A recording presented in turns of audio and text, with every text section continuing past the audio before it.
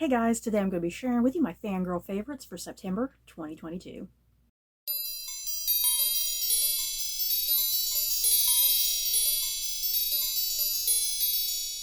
Look who's in the video today. Oh my goodness. Yeah, this is my cat Maggie. Hi. Oh, look how pretty you are. Look how pretty. She is purring away too. I don't know if y'all can hear her. Oh, what's wrong? She hates whenever I'm recording and I'm like talking to the camera, for some reason that freaks her out. I don't understand what it is, like me speaking, that's kind of freaking her out. It's like I think she realizes I'm doing something I shouldn't really be doing when I'm holding her, I guess. I don't know. Yeah, yeah, you're a baby. Yeah, you're a fluffy baby. Yeah, she is so freaking cute. I love her. Oh my goodness. Yeah, she's over here grooming herself, purring away. She's so happy. So yeah, if y'all see her or if you hear her, she does seriously. Does anybody else have this problem? Like if you're filming yourself or doing anything, does your pet sit and like just kind of whine while you're doing it? Because my cat seriously does that. It's like she gets jealous. It's like she knows I'm talking to somebody and she gets so jealous. Yeah, yeah, you're a jealous kitty cat. Yes, you are. Okay, you guys. My cat was driving me nuts. She looked too cute. I had to show her. I might just periodically pick her up here if she lets me. Her leg might start sticking. She's over here grooming her little bottom. Let me tell you. So her leg might stick up occasionally over here off to the side. I don't know. Yeah, you're cute. Yes, you're cute. Okay, anyway, I'm getting distracted by my adorable cat. Okay, so yeah, you guys, welcome to my monthly Fangirl Favorites video. How's everybody doing? Did everybody have a good month? As always, when I do these type of videos every month, I usually tend to like to talk about movies or television, video games, music, whatever's floating my boat. But either way, anything that I am talking about in this particular video, I definitely don't plan on having any sort of spoilers, so continue to watch freely as you will. So yeah, let's get the big thing out of the way that happened this month, and it's so sad, you guys. I'm still so sad about this. Queen Elizabeth II, Queen of Great Britain, obviously. She passed away this month, and I was genuinely very upset and saddened about it. I just really greatly admire and look up to, or I did admire and look up to Queen Elizabeth II. She was just such an incredible, extraordinary woman. The woman damn near lived to be almost 100 years old. How old was she? 96, right? Jesus, I mean, she lived an extraordinary, lengthy, purposeful, meaningful life, I think, and I did. I just always greatly admired her and appreciated the things that she did. Just a woman who had just such incredible duty and love for her country. Just a very self-sacrificing woman. So I am definitely really saddened about the passing of Queen Elizabeth II, you guys. That was definitely the big, huge thing that happened this month. And yeah, obviously, you know, the monarchy, it's full of issues. It's a very outdated institution. But there was just something about Queen Elizabeth II specifically, I think a lot of people really admired. So yeah, if you have any lovely memories that you would love to share about Queen Elizabeth II, definitely feel free to share those down below. I think we can all agree we loved looking at her hats, her outfits, so vibrant, so colorful. Seeing her with her corgis was always a highlight. So yeah, and yeah, now we have King Charles III, you guys, and it's so bizarre to say. Is it really bizarre for anybody else to say King Charles III? The dude was prince for 70 some years, and it's just such a weird thing to kind of say and vocalize. So yeah, I guess we'll see how the next months, years proceed.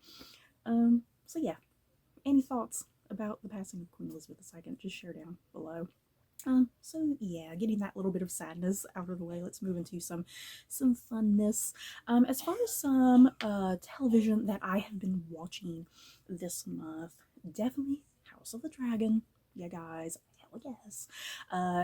If you've been with my channel for quite a lengthy amount of time, I always say numerous occasions that Game of Thrones is my favorite show ever.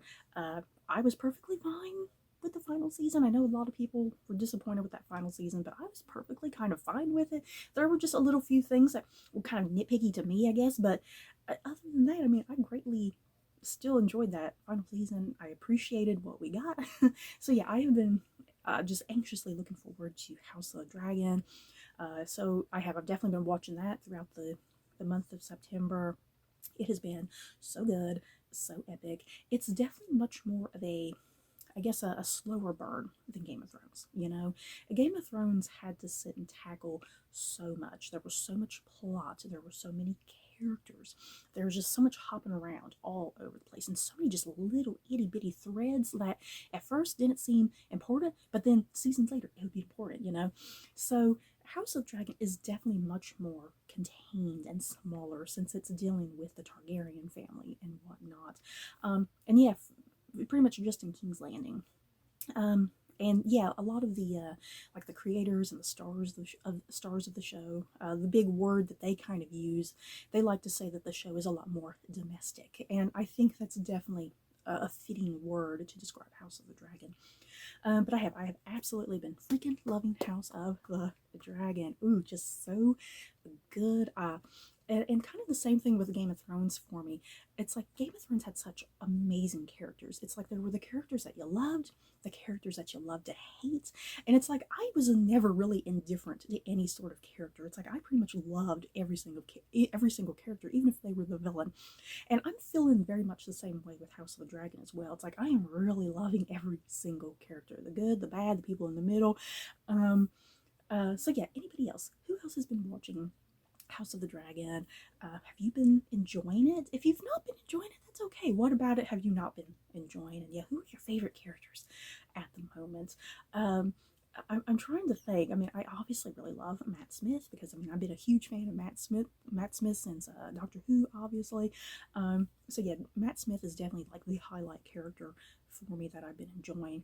But yeah, I mean everybody else I've been really liking Rhaenyra and Alicent and even Otto Hightower. You guys, I've still even been liking him because he kind of makes me think of like a Littlefinger sort of character. And yeah, Viserys, King Viserys, and whatnot. I mean, seriously, I have loved every single character. It's great. So yeah, just let me know your thoughts about House of the Dragon. I definitely plan on doing a full review for the show once the season is over, and it'll probably definitely have all sorts of spoilers in it. And then moving on to another show that I've been watching. This should be pretty obvious. I'm sitting here talking about House of the Dragon, which is a prequel to Game of Thrones. We had another prequel this month as well, in the Lord of the Rings universe, the Rings of Power. I tell you, I have some complicated mixed feelings about Rings of Power. I'm very curious if you guys have been watching Rings of Power too, kind of where is your headspace at the moment? Lord of the Rings is like one of my top favorite movie trilogies. Lord of the Rings is what got me into fantasy to begin with. Before Lord of the Rings, I don't think I was ever really totally into fantasy, but Lord of the Rings really gave me like this whole new perspective about fantasy. And yeah, thanks to Lord of the Rings, that's why we got things like Game of Thrones. You know, that's why I love Game of Thrones as much as I do, and that's all thanks to something like Lord of the Rings. So yeah, I was pretty excited about the Lord of the Rings prequel show on Amazon, and so far it's been good. I do like it. I feel like there's like some pacing and writing issues in there every so often. I don't know. It's like I'm not sure what it is I'm looking for in the show. I feel like I need to see the entire course of the season, if that makes sense. I think Rings of Power is going to be the type of show. Once I see the whole thing, I'll kind of have a better grasp and understanding of what it is, because right now it's like I'm not really quite sure entirely what the point of the show is and where it's ultimately going. I don't know, because I feel like a lot of times with shows, you kind of know from the bat, okay, this is kind of what to expect, and I'm not quite sure what to entirely expect with Rings of Power. Maybe it's just me. I don't know. I'm assuming we're leading up to all of the rings being made. Maybe, I don't know. So yeah, Rings of Power. Definitely some highs and lows within that, but I am, for the most part, having a good time with it. I'm not like absolutely totally in love with it right now compared to like my love of House of the Dragon at the moment. So I do. I hope Rings of Power changes my mind over time because I would really love to love it. I mean, we're living just such a great time of great television, you know, just all this remarkable television with great casts and great stories and characters and whatnot, and it's just so overwhelming at times. So I really want Rings of Power to like blow me away at some point. But yeah, you guys just let me know, how have you been feeling about Rings of Power? Have you been watching both House of the Dragon and Rings of Power? Maybe you have some thoughts there. And then the last TV show I want to bring up really quickly. Last year, I mentioned to you guys that I discovered a really fantastic Russian TV series called Detective Anna. And Detective Anna is like a historical period piece. It takes place in a small town in Russia, and it follows a young woman who can speak to the dead. And because of that, because she can speak to the dead, that helps her, that she can work alongside the local police force and the detective and whatnot, and help solve crime because she can speak to the dead and she can get little bits and pieces of, okay, maybe we should go this direction because the killer might be this guy, you know. Last year, like I said, I discovered the show last year. I watched season 1 because I was able to find it completely for free on YouTube with English subtitles, and I fell in love with that show. So I've been eagerly wanting to watch season 2 because I wasn't able to get around to season 2 last year because I couldn't find season 2 with English subtitles. So finally, I was like, I am just dying to watch season 2. The suspense is killing me because there was a great cliffhanger to season 1. So I finally just I broke down. I was like, I'm gonna buy season 2 on Amazon because Detective Anna is on Amazon. Those seasons are on there. So I bought like the second season for like $25, and there's like 40 episodes. You guys, 40 freaking episodes. So I've been making my way through season 2 of Detective Anna. This month as well. I have been loving it. It's just such a little quaint, charming little Russian TV show.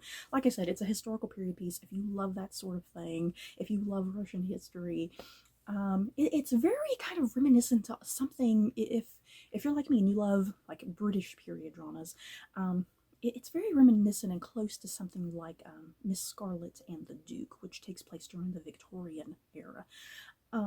So if you know what I'm talking about, Miss Scarlet and the Duke, I feel like that's like a little niche group of people that watch that show.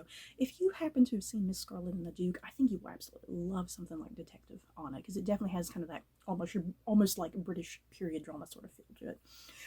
So yeah, anybody else a fan of Detective Anna? Like I said, it's on Amazon.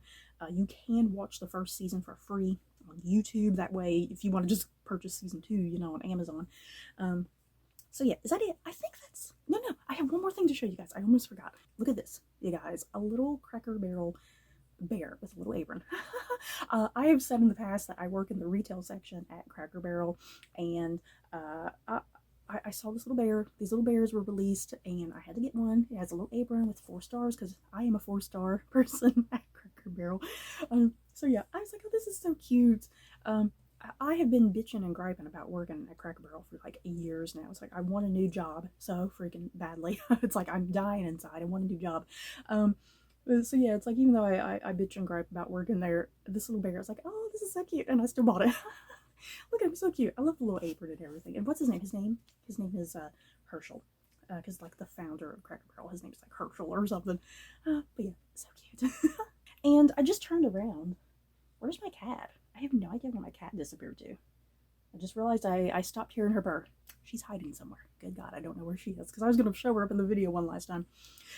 So yeah, you guys, that is it for this month's Fangirl Favorites video.